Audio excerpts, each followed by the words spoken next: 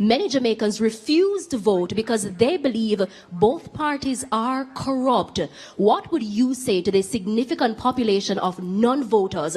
And if elected, how will you hold politicians accountable for offenses against the people instead of protecting them? Corruption is a serious problem in our country, and corruption requires strong leadership.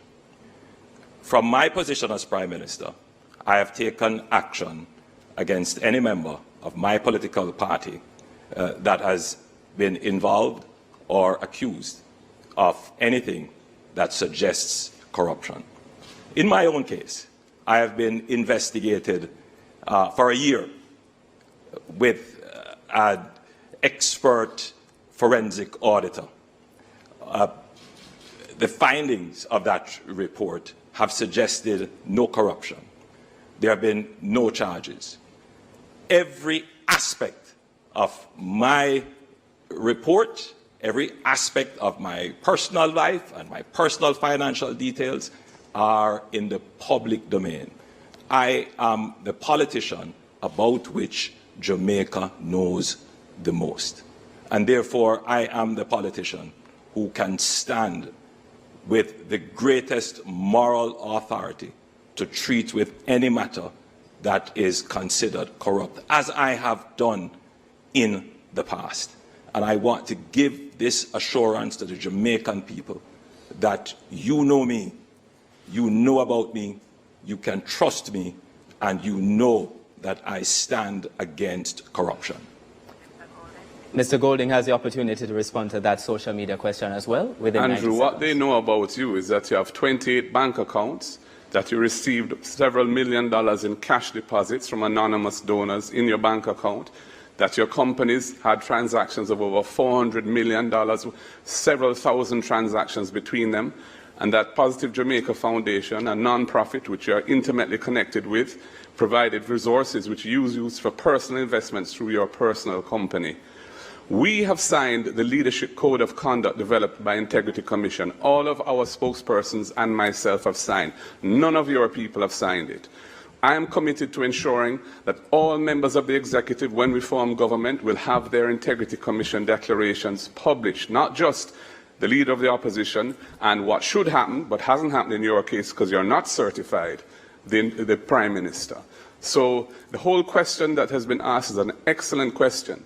And we really need to step up our vigilance against corrupt behaviour, nepotism and cronyism. The volume of scandals under this Jamaica Labour Party government is unprecedented. Over the number of ministers who have had to be removed from frontline duty, many of them parked in the naughty corner in OPM rather than being sacked. It is a disgrace to the country, and your personal situation where you're operating under a deep cloud because your Integrity Commission declarations are not certified, also is something which Jamaica cannot go forward with. The PNP under your leadership has flip-flopped on a number of issues. For example, Julian Robinson on May 16, 2023 said the opposition takes no issue with a massive salary increase for parliamentarians. One can benefit from the new compensation package, but we take no issue. I would ask one question. In relation to retired parliamentarians who are pensioners, is there any indexation between their pension and these new salary levels? The very next day, the PNP released a statement objecting to the increase. Why should Jamaicans trust that you won't similarly make about turns on promises you are making now? When Julian said that in Parliament, he was referring to the principle of parliamentarians getting an increase. He wasn't addressing the specifics of what was being proposed. We hadn't had a discussion around those specifics. When we looked at the details and we saw the massive increase that the Prime Minister was proposing for himself and for his ministers, we felt it was unconscionable to do that in the context where the public sector workers had just had their salary negotiations under some duress in relation to the teachers in particular, finalized, and many of them were getting 20% over 2 years. That is why we had to clarify our position, because it was not in accordance with what we thought that principle demanded. Now, over time, thinking can evolve.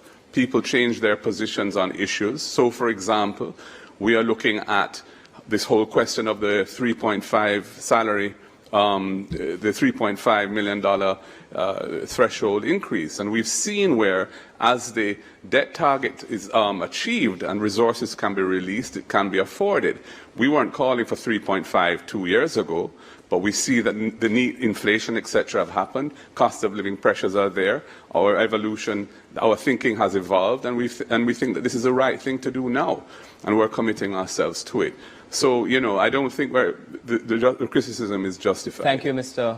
Golding. Dr. Holness now has... I have to call out that the leader of the opposition is telling lies. Julian Robinson stood in Parliament and said he supported the increase. One can benefit from the new compensation package, but we take no issue. I would ask one question. In relation to retired parliamentarians who are pensioners, is there any indexation between their pension and these new salary levels? Clear, and the tapes are there. Secondly, he calls the increase unconscionable, yet he takes it.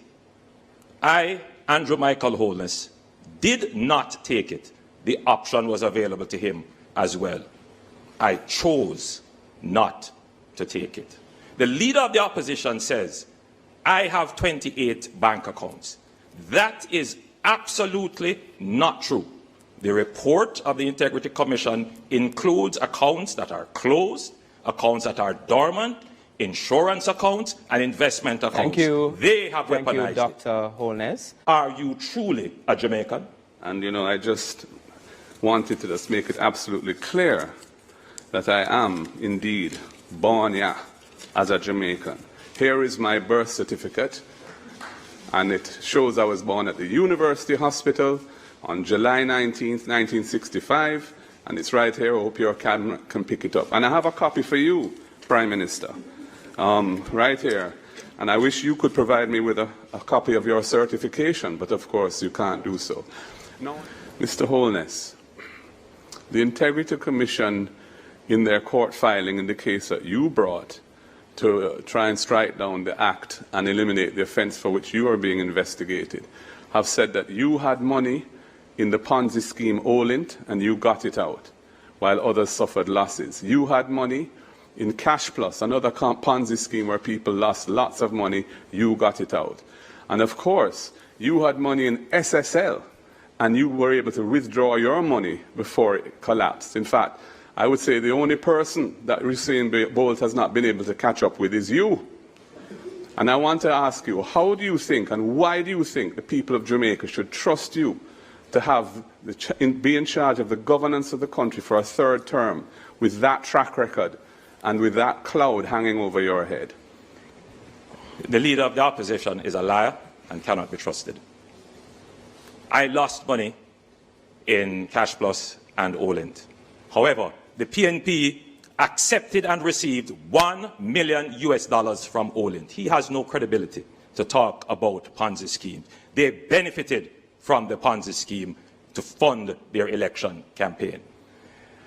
He questions my wife's integrity about development. My wife and my family are hard-working Jamaicans. We started off with the taxes like many other Jamaicans, and I have worked hard. He has sought to weaponize that. But the people who receive me when I go into the country, they say, Andrew, don't worry. No weapon formed against you shall prosper. Mr. Golding, your rebuttal. I made the point that for the Prime Minister and his wife to be in the real estate business when so many of the agencies of government which regulate that business fall under his ministry of economic development and job creation creates the possibilities for conflicts of interest, and I stick by that position.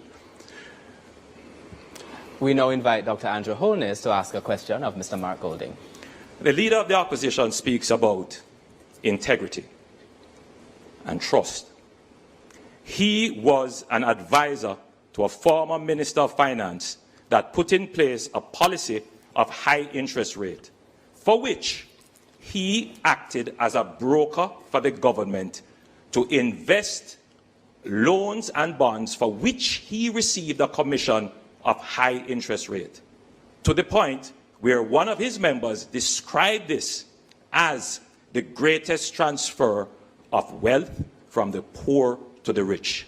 He, the Toponaris lawyer, has made billions of this, yet he does not disclose this in his integrity report. In fact, he doesn't even have a house in Jamaica.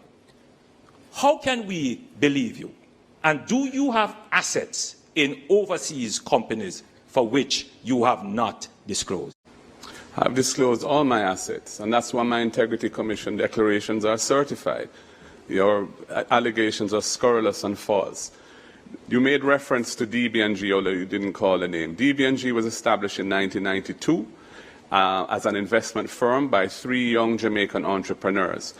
When the financial sector meltdown occurred some years later, and FinSAC was established as a response to try and protect the savers of this country so they didn't lose their money in their deposits in the banking system and their pensions and so on, DB&G, like other financial firms at the time, had to navigate that carefully to survive. We eventually were approached by a leading international bank, Scotiabank, who did a thorough due diligence on the company. It's a listed company. We were a listed company from inception. Our audited financial statements are public. Our quarterly financial statements are public. They looked at us inside out and upside down, found nothing, absolutely nothing untoward, and they bought the company. And we have nothing to hide on when it comes to DB&G. I would say, why is your government, having spent $200 million on this Commission of Inquiry into FinSAC, hiding the FinSAC report? Is it because you and your wife bought a house from somebody who had been FinSAC'd?